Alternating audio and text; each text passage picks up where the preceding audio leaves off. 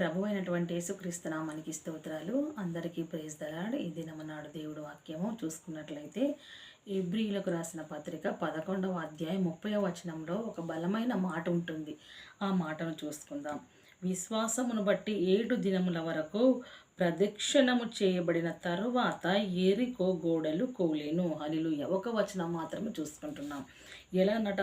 విశ్వాసమును బట్టి వారు 7 దినములు ప్రదక్షిణము చేశారు అని దేవుడు వాక్యం సెలవిస్తుంది.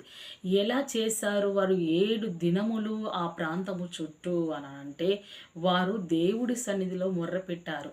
మొర్రపెట్టిన తరువాత వారు ప్రార్థించినప్పుడు దేవుని సెలవు ప్రకారము దేవుడి చిత్తం బయలుపడ్డ తర్వాత దేవుడు వారికి సెలవిచ్చాడు. 7 రోజుల వరకు మీరు తిరుగుతూ ఉండాలి అని చెప్పాడు కదా.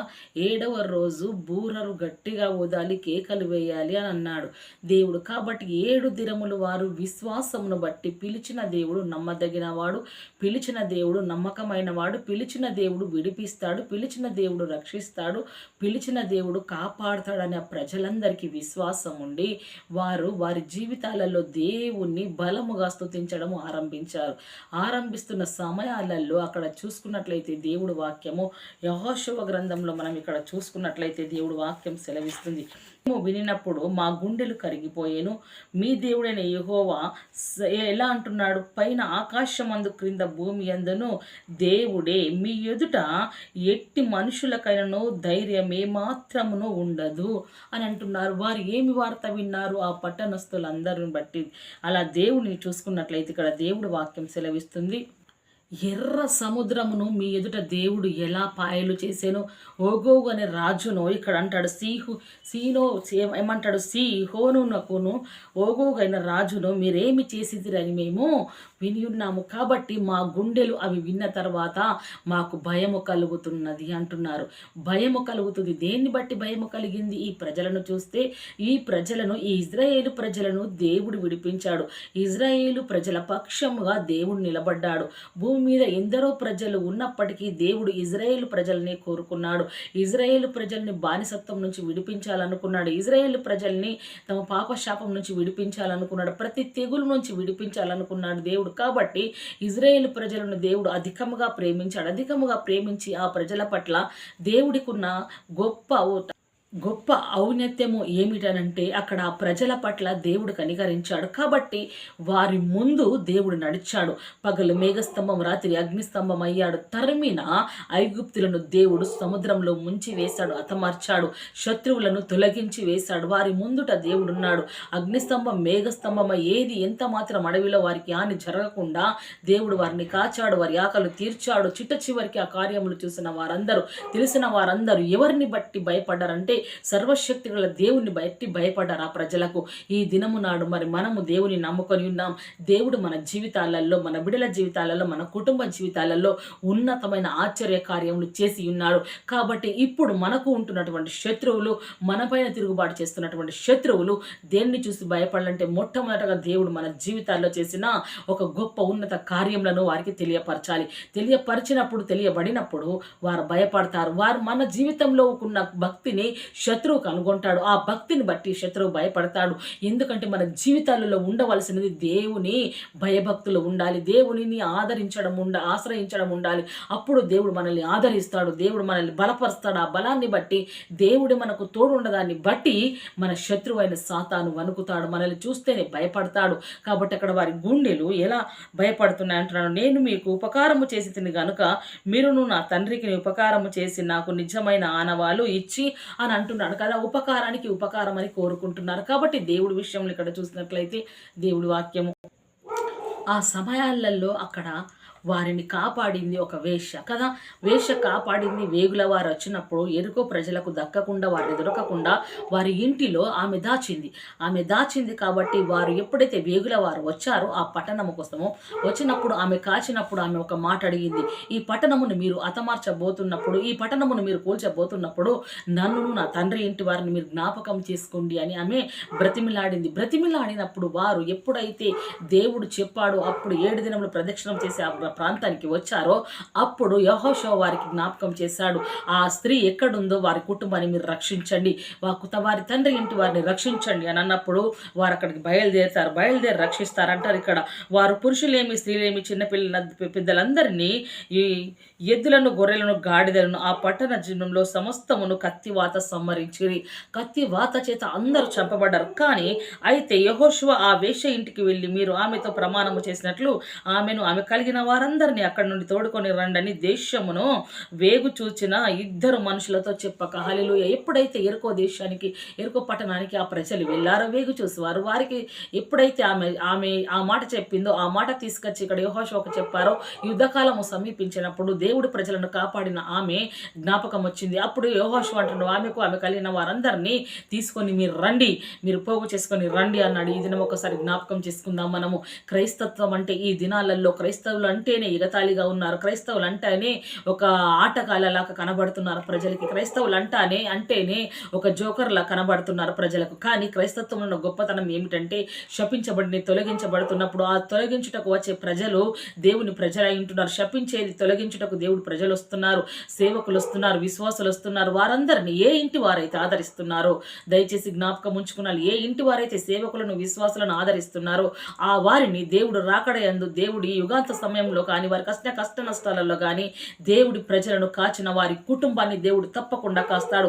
దేవుడి ప్రజలను ఎప్పుడైతే ప్రతి విషయంలో వారిని ప్రోత్సహిస్తారో వారిని దేవుడు కాపాడతాడు. దేవుడి మాటలు పలుకుటకు సువార్త చెప్పుటకు నీ ఇంటికి ప్రజలు వస్తున్నారా, నీ ప్రాంతానికి ప్రజలు వస్తున్నారా, ఆ ప్రజల్ని దేవుడంటే గిట్టని వారు ఎగతాళి చేస్తున్నారా, దేవుడంటే గిట్టని వారు వారిని చూసి నవ్వులాటలుగా చూస్తున్నారా, ఆ సమయంలో నీవు ఆ సేవకులను ఆ విశ్వాసులను ఆ సువార్థికులను ఆదరించు, నీ ఇంట చేర్చుకో, వారికి భోజనం పెట్టు, వారికి నీటిని వారికి దాహమునకు నీళ్ళు వారికి బస చేసేటకు విశ్రాంతి పొందుటకు వారికి నువ్వు కొంచెం ఆశ్రయం దయచేయి. అప్పుడు మనకచిన కష్టకాలంలో నష్టకాలంలో దేవాతి దేవుడైన యెహోవా ఆ సమయంలో మన కుటుంబాలను మనల్ని దేవుడు రక్షిస్తాడు.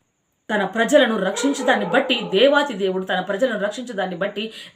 దేవుడు మన కష్ట నష్ట కాలాల్లో రక్షించనంటున్నాడు. కాబట్టి ఎప్పుడు కూడా మర్చిపోకూడదు. వేగు చూసుటకు వస్తున్నారు ప్రజలు, సువార్త చెప్పుటకు వస్తున్నారు, ప్రజల్ని విడిపించుటకు వస్తున్నారు, ప్రజల్ని కాయుటకు వస్తున్నారు, ప్రజలు పాపశాపం నుంచి విడుదల పొందాలని వస్తున్నారు. ప్రాణాలకు తెగించి స్వార్థికులు నడి రోడ్డు మీద ఉండి స్త్రీలేమి పురుషులేమి కడపత్రాల ద్వారా ప్రతి దాని ద్వారా స్వార్థ బయలుపరుస్తున్నారు. ఆ స్వార్థ బయలుపరుస్తున్న ప్రజలను ఎప్పుడైనా ఆదరించుటకి మనకు మనస్సు కలగాలి, వారిని ఎప్పుడు చేర్చుకున్నటకే మనస్సు కలగాలి, వారికి సపోర్ట్ చేసేటకే మనస్సు కలిగినప్పుడు ఎప్పుడైతే వేశ్య కుటుంబం ఆ ప్రమాదంలో విడిపింపబడిందో, ఎన్ని పాపశాపాలలో ఉన్నామో మన కుటుంబం కూడా వారిని ఆదరించినప్పుడు మన కుటుంబం కూడా దేవుడు విడిపించనంటున్నాడు. దేవుడు ఎప్పుడు కూడా ఉపకారమే చేస్తాడు కానీ దేవుడు ఎప్పుడు అపకారం చేయవాడు కాడు. దేవుడు అటువంటి శక్తి కలిగిన దేవుడు. గొప్ప పాపము నుంచి శాపము నుంచి అజ్ఞానంపై జయము పొందుటకు దేవుడు నమ్మకమైన దేవుడు పిలిచి ఉన్నాడు. కాబట్టి దానిని ఎలా అంటే దేవుడు ప్రతి విషయంలో శాపము నుంచి పాపము నుంచి తప్పించెను. కాబట్టి అది నమ్మకం కలిగినదై ఉంటుంది. అందుకే ఎప్పుడైనా సువార్థికులు నీ ప్రాంతానికి వచ్చినప్పుడు ఆ సువార్థికులకు నీవు సపోర్ట్ చేయాలి, ఆ సువార్థికులను నీవు ఆదరించాలి, ఆ సువార్థికులను దేవుడి నామమున వారికి ఆశ్రయం కలిగించినప్పుడు ఎప్పుడైతే వేగు చూసిన వారు వచ్చినప్పుడు ఎప్పుడైతే వారు విడిపించి రక్షించారో అదే స్థితిలో మనము విడిపించి రక్షించి దాచబెట్టినట్లయితే వారికి ఆశ్రయం కలిగించినట్లయితే మనకు కలుగుతున్న ప్రతి ఒక్క బంధకాలు తెంచి దేవుడు మనల్ని కూడా ఆదుకున్నాయంటున్నాడు. ఇక్కడ దేవుడు వాక్యం సెలవిస్తుంది, ధర్మశాస్త్రము విధించిన క్రియలకు సంబంధులందరూ శాపమునకు లోనై ఉన్నారు. ఇలా దేనికి పాపం ధర్మశాస్త్రము విధించిన దానికి ఉన్న క్రియలను ఏ క్రియలు ఉన్నాయో దానికి వారు శాపగ్రస్తులై ఉంటున్నారు. ఎందుకనగా ధర్మశాస్త్ర గ్రంథం వ్రాయబడిన విధులన్నీ చేయుటయందు నిలకడగా ఉండని ప్రతి వాడును శాపగ్రస్తుడు. ధర్మశాస్త్రంలో ఏమి చెప్పారో వాటన్నిటిని చేయాలి. ధర్మము శాస్త్రము అంటూ వాక్యం సెలవిస్తుంది కదా. దేవుడే ఒక ధర్మము కదా, దేవుడే ఒక శాస్త్రగా ఆయన ఉన్నాడు. ఎలా అంటే ఆ ధర్మశాస్త్ర గ్రంథంలో ఉన్నది దేవుడి ఆజ్ఞలు అయి ఉంటున్నాయి, దేవుడి కట్టడలు అయి ఉంటున్నాయి, దేవుడి నిబంధన అంటే ఆయననే ఒక కట్టడ, ఆయననే ఒక నిబంధన. వాటన్నిటిని అనుసరించాలి. అనుసరించని వాడు శాపగ్రస్తుడు. శాపగ్రస్తుడు అంటున్నాడు. ఇక్కడ అంటాడు అని ఏమన్నా ధర్మశాస్త్రము చేత ఎవడును దేవుని ఎదుట నీతిమంతుడు తీర్చబడను సంగతి స్పష్టమే. ఎలానట? ధర్మశాస్త్రం బట్టి దేవుని ఎదుట తీర్పరిగా ఉండరు. అంటే ధర్మశాస్త్రంలో మేకలను గొర్రెలను బలిగా అర్పించి పాపం ఆనాటి పూటకు ఆనాటు అవి అర్పించబడ్డాయి, కానీ జీవితాంతము కాదు. ఇది అదే నూతన నిబంధనలో చూసినట్లయితే క్రీస్తు యేసుల వారు మన కొరకు ఒక్కసారిగా అర్పింపబడ్డాడు. ఒక్కసారి ఆయన కాచిన రక్తం మన పాప శాపములను కొట్టివేసి మన నీతిమంతులుగా మార్చింది. కాబట్టి ధర్మశాస్త్రానుసారంగా తీర్పరిగా ఎప్పుడు ఎవరైతే ఉంటారో వారు నీతిమంతులుగా తీర్చబడ్డారు. ఎందుకనంటే క్రీస్తు రక్తంలో కడిగబడిన ప్రతి మనుషుడు, క్రీస్తు నామమును ఒప్పుకున్న ప్రతి మనుషుడు నీతిమంతుడుగా ఇక్కడ తీర్చబడుతున్నాడు. కాబట్టి ఏమంటున్నాడు ఇక్కడ దేవుడు వాక్యం సెలవిస్తుంది, నీతిమంతుడు విశ్వాస మూలముగా జీవించును. హల్లెలూయా. ఎవరు? క్రీస్తు రక్తంలో కడగబడిన ప్రతి వారు నీతిమంతులు. ఎందుకనగా దేవుడు వాక్యం సెలవిస్తుంది, క్రీస్తు యేసునందున్న వారికి, ఇప్పుడు క్రీస్తు యేసునందున్న వారికి ఏ శిక్ష విధియకూడలేదు. ఆయన సిలువలో ప్రతి పాపములు కొట్టివేశాడు. ఆయన సిలువలో మన కేసులో మన ప్రతి ఒక్క శిక్షను ఎత్తివేశాడని చెప్తున్నది. సిలువలో ప్రతి పాపమును అన్ని కొట్టివేశాడు కదా. ఇప్పుడు ఒకవేళ దొంగలు వ్యభిచారం చేసినను అన్యాయంగా దోచుకున్న వారందరిపైన కేసులైనప్పుడు ఆ కేసులన్నింటినీ కలిసి ఒక అధికారి వచ్చి కేసులను కొట్టేపిస్తే అవన్నీ ఎత్తివేయబడతాయి. మరి మనము కూడా ఉన్న పాప శాప దుర్నీతి క్రియల మధ్య మనము బ్రతుకుచున్న సమయంలో క్రీస్తు యేసుల వారు మనల్ని దర్శించి మనం పాపం ఒప్పుకునేలాగా ఆయన పవిత్రత మన మనసు చేత మనల్ని దర్శించినప్పుడు, మనం పాపం ఒప్పుకొని వాటిని విడిచిపెట్టినప్పుడు, మనము క్రీస్తు రక్తంలో కడగబడ్డప్పుడు, అప్పుడు క్రీస్తు తన సిలువలో మనకు ఉన్న కేసులన్నీ, పాపము శాపము దుర్నీతి అక్రమము అన్యాయం ప్రతి దాన్ని ఆయన కొట్టివేస్తూ ఉంటున్నాడు. అలా కొట్టివేసి దేవుడు మనల్ని నీతిమంతులుగా తీర్చాడు. కాబట్టి నీతిమంతుడు ఎలా ఉంటాడు, జీవిస్తాడంటే విశ్వాస మూలంగా జీవిస్తాడు. ఎందుకంటే మనల్ని పిలిచిన దేవుడు జీవాధిపతి అయి ఉంటున్నాడు, మృత్యుంజయుడు అయి ఉంటున్నాడు కదా. కాబట్టి ఆయన పునరుద్ధాన శక్తి మనకు ఇచ్చి దేవుడు మనల్ని ఎప్పుడు బ్రతికించి వాడై ఉంటున్నాడు. దేవుడికి మరణము లేదు, మనకు కూడా మరణము లేదు. ఎందుకంటే మరణమును జయించిన శక్తి ఆయనలో ఉంది. ఆయనలో ఉన్న ప్రతి వాడు విశ్వాసము చేత బ్రతుకుతాడు, జీవించగలుగుతాడు. అది జీవిస్తున్న ప్రతి వారు విశ్వాసంతో ఉంటున్నారు. కాబట్టి విశ్వాసంతో ఉన్న ప్రతి వాడు జీవించగలుగుతాడు. కాబట్టి నీతిమంతులుగా నీతిమంతుని అనుసరిస్తే దేవుడు మనల్ని ఎలా నడిపిస్తాడంటే జీవించుటకు నడిపిస్తాడు. ధర్మశాస్త్రాలను ఇక్కడ అంటున్నాడు, ధర్మశాస్త్రము విశ్వాస సంబంధమైనది కాదు కానీ దాని విధులను ఆచరించేవాడు వాటి వల్లనే జీవించును. హల్లెలూయా.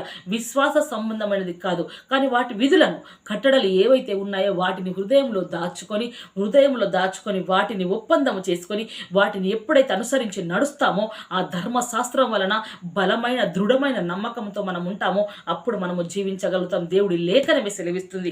కాబట్టి ఇక్కడ అంటున్నాడు దేవుడు వాక్యం సెలవిస్తుంది ఏమని, ఆత్మను గూర్చిన వాగ్దానము విశ్వాసం వలన మనకు లభించున్నట్లు. దేన్ని గూర్చి? దేవుని యొక్క ఆత్మను గూర్చి మనకు దేవుడిచ్చే వాగ్దానము మనకు ఎలా ఉంటుందట? విశ్వాసం వలన మనకు లభించినట్లట. దేవుని ఆత్మ వలన మనకు వాగ్దానము విశ్వాసంతో లభించాలి. అంటే దేవుని పరిశుద్ధాత్మ మన లోపలికి వచ్చినప్పుడు దేవుడు ఏదైతే మనకు మాట ఇచ్చాడో ఆ మాటను బట్టి మనం ప్రార్థించినప్పుడు ఆ మాటలో ఆ వాగ్దానమును బట్టి మనకు విశ్వాసంలో బలం అవునట్లు దానిలో ఎలానట విశ్వాసం వలన మనకు లభించాలి ఆ వాగ్దానం. ఎలా అంటే దేవుడు పిలిచిన వాడు నమ్మదగినవాడు, వాగ్దానము చేసిన వాడు నమ్మదగినవాడు. మాట తప్పటకు ఆయన మానవుడు కాదు, ఆయన సజీవుడు, ఆయన ఒక న్యాయాధిపతి, ఆయన ఒక మేలు చేసే దేవుడు. కాబట్టి ఆయన తప్పకుండా మాకు న్యాయం చేస్తాడు. ఆయన మాట ఇచ్చాడు అని నమ్మాలి. నమ్మినప్పుడే లభిస్తుంది. ఎందుకనగా అబ్రాహాముకు సెలవిచ్చాడు దేవుడు, నీవు బయటకు వెళ్ళి ఆకాశ నక్షత్రం లెక్కగెట్టగలవా అంటే పెట్టలేనప్పుడు నీ సంతానము అంత ఇసుక రేణువుల వలె విస్తారమవుతుంది, నీ గర్భంలో పుట్టినవాడి నీకు వారసుడు అని అంటాడు. కాబట్టి ఆ వాగ్దానమును కొన్ని సంవత్సరములుగా నమ్మాడు కాబట్టి ఆయన విశ్వాసులకు తండ్రిగా మార్చబడ్డాడు.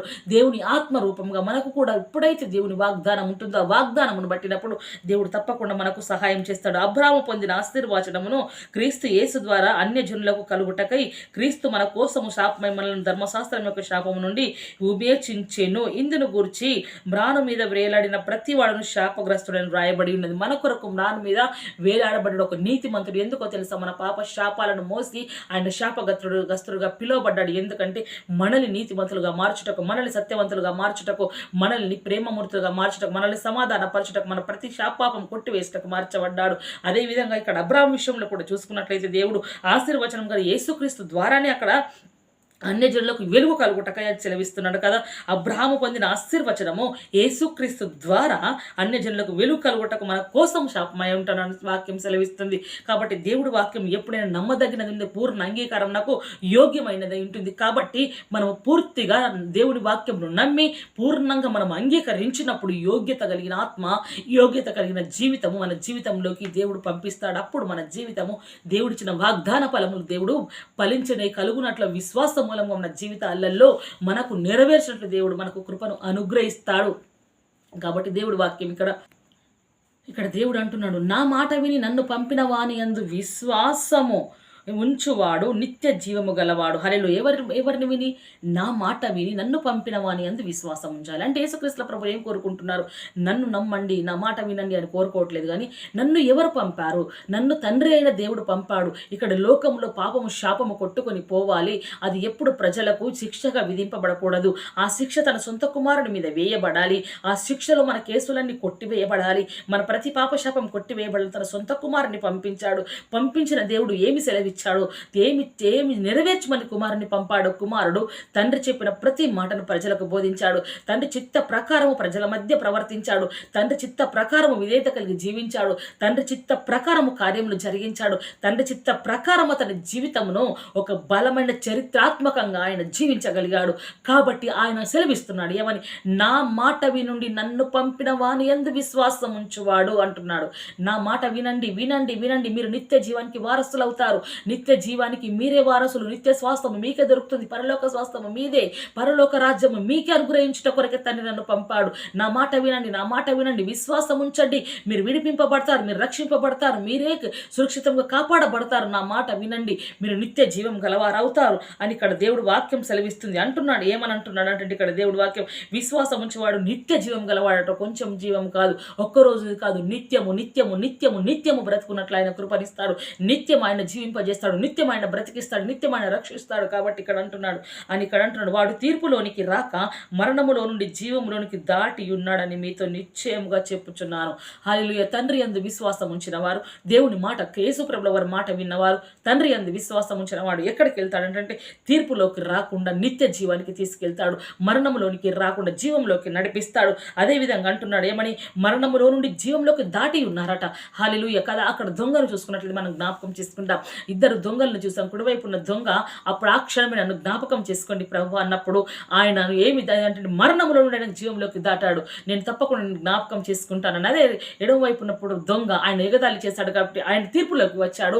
ఈ దొంగ ఏం చేశాడంటే, ఈ దొంగ నన్ను జ్ఞాపకం చేసుకోండి ప్రభు అని దినత్వం కలిగి అడిగినప్పుడు అప్పుడు ప్రభుల వారు అన్నారు. తప్పకుండా ఆయన ప్రభుల వారు మాట సెలవిచ్చినప్పుడు అప్పుడు ఆయన ఎక్కడికి వచ్చాడు? అంత మరణ శిక్షలో ఉన్నటువంటి వాడు, అంత దొంగతనం చేసి శాపంలో ఉన్నటువంటి వాడు, మ్రానమైన వేలాడిన శాపగ్రస్తటువంటి మానుపైన వేలాడబడినటువంటి కుడివైపు ఉన్న దొంగ ఏం చేశాడంటే, ఆయన పాప శాపంలో ఉన్న తను ఒకే ఒక్క మాట, విధేయత కలిగిన మాట్లాడి లోబడి మాట్లాడిన మాట, దినత్వంలో కలిగిన మాట్లాడిన మాట, తగ్గింపుతో మాట్లాడిన మాట అతన్ని మరణములో నుండి జీవంలోకి దాటించింది.